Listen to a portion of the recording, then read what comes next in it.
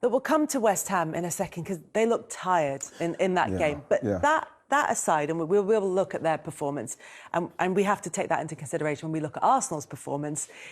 They're into fourth. Yeah. It's all clicking under Mikel Arteta. Everything is rosy in Arsenal's garden. We popped into fourth. Yeah. And, You've popped in, Ian. But like, it's classic Arsenal. It's the goal, Kels. That's what he wants to do. Whether or not the team are able to consistently stay there, we'll see if that happens simply because of the age of the team and what's going on at the moment. Can they be consistent enough to stay there? Because there's a lot tougher games coming than this West Ham team that they played last night and the Southampton they played the other day. But the main thing is winning those games and players scoring goals now. You see Martinelli scoring, Emile Smith-Rowe came on and scored.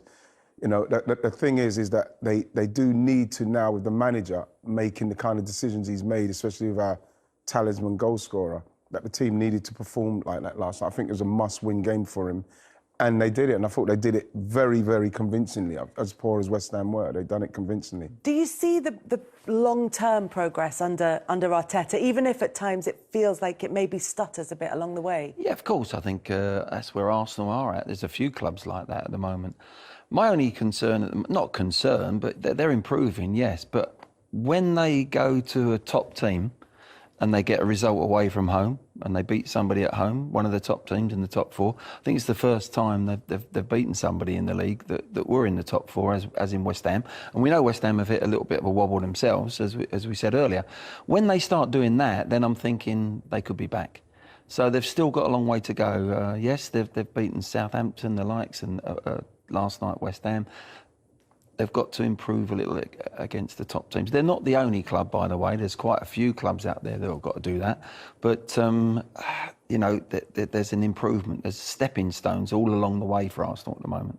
Is that going to be significant in terms of the fight for the top four, that Arsenal have that position at the moment, but that the rest of the teams who are battling that out will also sort of stutter along the way? Yeah, I think so. I mean, listen, Spurs have got a great forward line, but as we know at the back, they're not too convincing. West Ham have only won one in their last 6. Man United, they've got a good run of fixtures, but you never can tell at the moment what Man United side will turn up. Everyone expected them to beat Norwich last weekend, and they were unconvincing, to put it politely. So I think as far as Arsenal are concerned, they've got a chance, but they've got to win away from home. Held by Palace, held by Brighton, lost at Liverpool, lost at Man United. They're at Wolves this weekend, and they will obviously need a reaction after City and 7-0. So this weekend will be very interesting. I was at the game, and after the game, Granit Xhaka was talking to us and saying exactly that. We are going to need to see a reaction away from home, and if we can do that, then we've got a chance. Is it Wolves? I'm not sure. Is it Wolves or Leeds? I'm not sure. Leeds on Saturday night. Leeds. Yeah. You see with Leeds, this is what I was going to say. With now that they've beaten West Ham like they did, and like I say, it was convincing. I think that with Leeds losing like they did, they have to beat Leeds for me now to really then cement what they've just done and let people understand that they are properly going for it. It's not like luck because everybody else is falling away, whatever it is, do you know what I mean? They need to be winning that game. That's quite a nice Christmas set of fixtures until New Year's Day, when it gets really tough for Arsenal. But the next 3 look all right for Arsenal. I think so. Like I say, it's a great opportunity. When you look, yes, Man City and Tottenham will be tough simply because of the games they are. But I do believe that those are all games that Arsenal now, with the way the boss looks, he looks very fired up, he looks very ready. You know, he looks on his hind legs, so to speak, as my man Musa would say.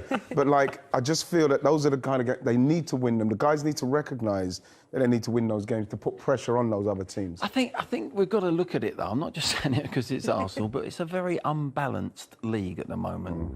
With all the games that have been postponed and that, there's no real security of where you are at.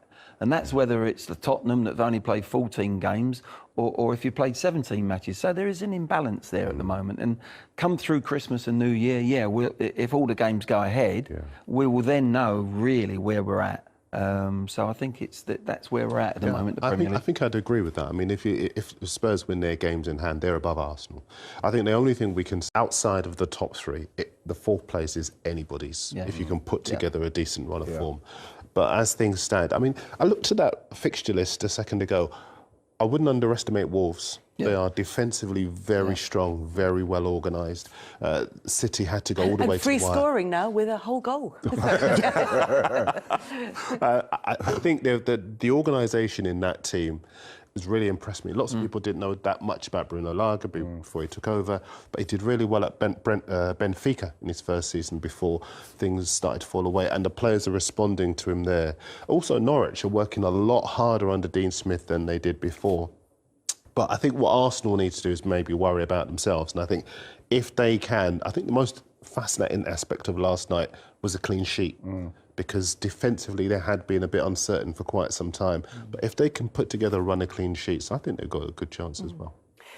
Arsenal, of course, in that period of transition, one of maybe the symptoms of that is a change in captaincy. That was the big story going into this game. Everything around Aubameyang, it feels as though there's always a story around Aubameyang. So they need to replace him as a captain, which presumably will happen fairly naturally with the leaders and the voices that are on the pitch. But in terms of his performances and what he gives to the team, is Martinelli the right person to look at long term to fill that role?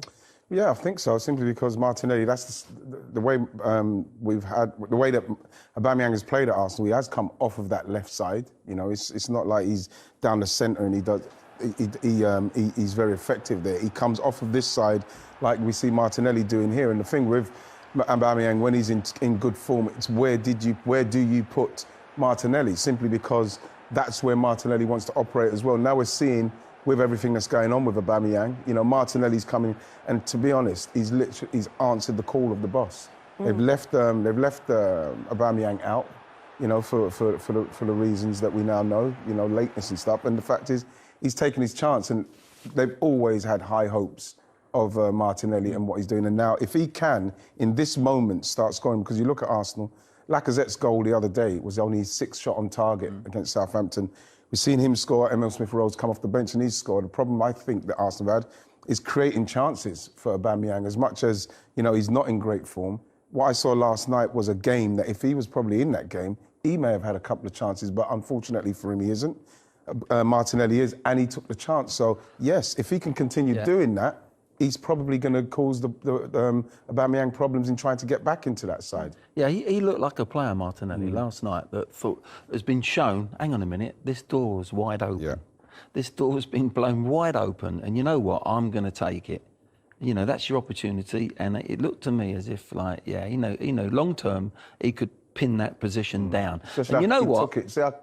He took it with aplomb, the chance, like bam. Yeah, definitely, and I think he'll suit the team.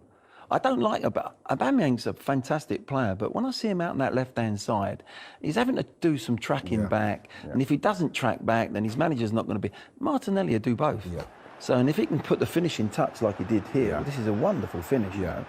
Whether it's poor defending by West Ham, blah, blah, blah. But look, he's opened his body, he's worked really hard to get outside, his body outside of the ball, so that he could actually shape it around the keeper. Some people that would have, don't do that, and that goes into the keeper, saves it. Yeah. And I thought he was good last night. Can I ask, the two of you really, it's away from home where Arsenal have been weakest. At home, they're very good, it's very safe. And Aubameyang scored goals, pretty much carried the team on his back last season away from home. If you were managing Arsenal now, would you look to start Martinelli against Leeds? And would you be saying to him, look, that's only your 2nd goal so far this season. I need more from you, particularly away from home. Well, the thing with Martinelli is he knows and feels that he's going to be sort of in and out of the team a little bit. This is why I'm talking about a young man's, this door's been opened. Because of Aubameyang's problems, I personally, if everyone was fit and there was no problems with Aubameyang, I think Aubameyang's got to play. Play him down the middle. Don't play him out wide to get Lacazette in as well. Unless you change to a back 3, play 3 in midfield and play the 2 of them up front. Yeah. That I think would be a good option. But if you're going to play the back 4, and Martinelli now has got this opportunity, so I think he'll play there. I'd play Aubameyang down the middle. I really would. But now he's not going to be in the scene. He's now got an opportunity, and this kid, I think now, it's amazing. It's like you just see it with youngsters. When a manager, when the player knows the manager as actually, you're my man, I'm putting my out. See another. This happened to Mason Mount. It happened to those young players. Suddenly they become a different player. They feel secure. They feel as if they're going to be in the side every week. Whereas when he was playing recently, before, even if I score a goal or make a goal, I'm not sure if I'm going to be playing next game. You become a different animal going onto a football pitch if you know the manager's behind you. Yes. And it happened with Smith Rowe a little bit, didn't it? I think he's had the same feeling. That, you know, at the beginning it was I'm in and out, I'm learning my trade. Oh, hang on a minute. The manager fancies me. He really does fancy me to be in the starting 11. Wow, you see a different form. Different level. With him as well, you see, he came on, you know, for 20 minutes, and he came on, and he made a point of, actually, I don't want to be left out. Yeah. You know, I want to play. You see, Saka doesn't get left out now for rest for whatever reason because he's established, and I think Emile Smith-Rowe's seen it and said, well, I want to be established as well. He is establishing himself. He's got himself in the England squad. He's come on last night and he said, I want to play. And that's what you want, especially with the manager, with the problems he's having. He needs players to react like this. Yeah, I mean, look at these two youngsters combining there. You know, again, whatever West Ham are doing defensively, but that's a very cute finish to go through the legs of a defender. Then he just cuts every angle out. The keeper can't cover every angle. Look, he brings him inside to then chop it back to the outside, and Fabianski's got no chance at all there, Ian, has he? No, none at all. He can't move, he can't set himself, doesn't know when the shot's coming, then it goes through the legs. That's what the thing you do, you aim for the defender. You know the defender, no defender's going to stay there and close his legs because then you walk past him. So, you know, you aim for the defender and stuff. That's why I say something, just shoot through people. Because defenders are trying to block, it could go under here, it could go in there. You just shoot through people. It's going to choke me to say it, actually. But I look at this Arsenal team and I think, you know what? In 2 years' time, they could be something really exciting again. They've got a long way to go there. They're sorting it out at the back a little bit. They've got a goalkeeper they trust in now. They've got a platform and a foundation in 2 years' time that could be very, very special. Yeah, 10 of their 23 goals scored by players 21 or under this season. They've got that talent throughout the squad. Yeah, average age is the youngest in the Premier League. Personally, I'd give, if All you right, were... we don't need to get competitive about the stats. I was about to say that I would, to be fair, I nicked that one off the Premier League today earlier. The producer, my one. but I think if you're going to take the captaincy and give it to someone else, I like Ramsdale. I think he leads by example with his performances. He's always going to play, obviously. He stepped into the breach in a problem position in some respects and made it his own. And you know, you look at Spurs, and Lloris is the captain at Spurs. You see the picture. Glenn's shaking his head, so I defer to Glenn. No, as a manager, look, listen, it's about opinions, but as a manager, I wouldn't want my captain being a goalkeeper. Too far away? Yeah, you've got to be in the hub of the team, or you've got to be someone, and that, for me, has got to be an outfield player. He's got enough, let the goalkeeper deal with goalkeeping. It's a hard enough job anyway nowadays. Some legendary goalkeepers who were captains. And they're people who know they're reliable, they're a good last line of defence, they're authoritative, charismatic. I think what you might find there is a lot of them were international goalkeepers. International captaincy is slightly different. I think Zoff was captain for many years in Italy. International captaincy is completely different to a club captain where you're week in and week out, on and off the pitch. Lloris? Yeah, I don't agree with Lloris either. I'd love any day. Or even Højbjerg. Højbjerg should be captain at Tottenham, in my opinion. And why is that? Because he's in touch with every single player. See, a good captaincy, good leadership is when you're not playing so well, you can make contact. When you're playing well, it's easy to be a captain. You've all got captains. But if you're not playing so well, real leadership is I'm still pulling you up for what you've done wrong. If I'm a captain... Kelly's just done that to me. She's a good captain. So from a goalkeeper's point of view, you're miles away from touching base with any player, a young player that's come in, an experienced player at the top that needs a kick up the backside, a young one that needs protecting. You're miles away from that. Are you also a voice of the manager as well? Like, as a manager, do you want your captain to put your voice on the pitch? I've always said about a captain is an extension of the management. If you and your assistant can't be on there, you need someone that's in close contact with you, in the sense that during the week that your plans actually become with your captain, so that he knows what you're trying to achieve on the pitch. then he understands why we're doing something, whatever it may be. There's set plays. The captain is nowadays, for me, has always been very, very important. I don't think you can get that from a goalkeeper position. I think that for us as journalists, I remember many games where we'd go and watch Tottenham, for example, play, and during the difficult moments, us as journalists, we would seek out Lloris, because Lloris was the most experienced player at the club. He played for the French national team. There were superstar players in that team. He was never afraid to be very honest and open, even when he was criticising Tottenham in terms of what he perceived at the time as their lack of ambition. And I think when you're the captain of a club, of a country, you have to have the courage to not just say it, but be able to articulate it in the right way, knowing that the club aren't going to look at you and say, how dare you say that? You know, because this is why, Darren, Kieran Tierney is the outstanding candidate at Arsenal, because of the way he plays and the way he reacts to what happens on the pitch with whoever it is. You see him lambasting people and saying stuff and doing, and he plays and leads by example. You know, I agree with the gaffer with the goalkeeper. You know, if we're talking about maybe a vice captain, you know what I mean, then fine, but we're talking about someone like Kieran Tierney who has all those qualities, what you're saying. He's probably somebody that Mikel will love and respect, and he will go out there and he will do exactly what the manager wants for him. I think we're going back to a situation where what you're saying is a good point.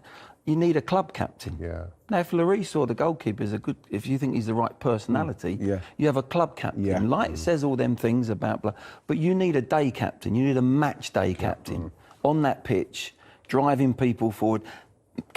Leadership when he's not playing so well himself.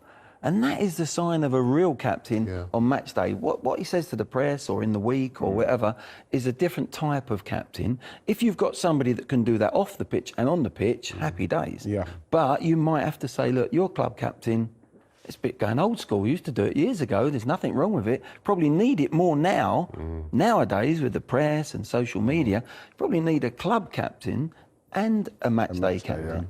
Yeah, no, listen, I agree with all those things. I think if I look at some of the other captains in the other clubs, for example, when Terry captained Chelsea, again, he embodied all those things I was saying. He wasn't afraid to speak his mind. He led by example with his performances. Sometimes he drove them over, you know, across the line and had to go to Chelsea to win the title, and Terry said, not on my watch, this is not happening. And he embodied not just the team but the spirit of the club as well. I think if you look at City when Vincent Kompany was there, again, he was an ambassador for the club in the way he conducted himself with his performances as well. And I think you either are somebody who can articulate that or you're somebody who can lead with the performances, hence Ramsdale. And I felt Aubameyang was good because when no other player was delivering away from home last season, he was the guy who was digging the club out of trouble time and again. But again, I take your point. In some respects, maybe if you're a goalkeeper, particularly if you've just arrived at the club, maybe it might be too soon. I think with Aubameyang and being the captain, I think he's got enough responsibility with trying to be the main goal scorer and doing that for us, right, to then have the weight of the captaincy as well. For me, it's something that I don't think he needs right now. I think that he'd be better off just playing Right, now. you carried on. I carried him for a few years. But you scored a lot of goals for Arsenal. Could you have coped with that? Would the captain? I don't think I'm that guy. Exactly. I'm not that guy. I'm not a captain. That's exactly the personality. Let's take the cricket analogy. There's certain wonderful players. Ian Botham struggled to be captain. They gave him the captaincy because it's happened. And then there's other players. You have to give the captaincy who can cope with it all. And Ian wouldn't have been the right captain, but led by example, of course, with what he did with the ball. But if he was captain, he'd start thinking, oh, I've got to take responsibility for this, that. He'd take his eye off what he's good at, scoring goals, putting the ball in the back of the net. So that's what the captaincy is a massive thing. And I think it is a split job where you might have a club captain that looks after off the pitch, whatever, the press, but on that pitch, that's the vital. Where'd you get your 3 points? No disrespect, you don't get them in a press conference after. No. You're actually, you know, bullets being fired at you because you've lost the match on the pitch, or you're on the front foot. So it's what's happening on the pitch is how you get your success. to actually deal with off-the-pitch scenarios. So, yeah, it's important what's going on in that 90 minutes of football. And Arsenal did get the 3 points after that 90 minutes of football against West Ham, who, as we touched on at the beginning, were not themselves, haven't looked themselves for a couple of matches now. Is it just fatigue? Do they just look tired? I thought they had a few players who just didn't play very well as well last night. It could be fatigue with the Europa League as well, but I thought that the way Mikel Antonio played last night, he's got to look at that. It's very disappointing the way he played, and we've given him a lot of praise, or I've given him a lot of praise in the way that he's adapted to being a number 9. But what I saw last night is that when it's not going for you as a number 9, then what kicks in is, right, my job is number 9, I'm here on my... We're playing kind of a counter-attack. I've got to make sure that I retain and keep it. If I don't get a foul, get something. Didn't do any of that stuff. And what happened in turn for West Ham is that they couldn't get up and join him. They couldn't commit men forward. They looked like, we mentioned, Kel, they looked tired, and they weren't at the races against an Arsenal side that were probably expecting the West Ham that beat City, West Ham that beat Liverpool. And that is what comes when you're having a season like West Ham having a good season, then all of a sudden teams stand up and ready for you. And then Arsenal ready for them. They didn't start as well as they could, West Ham, and then they got blown away.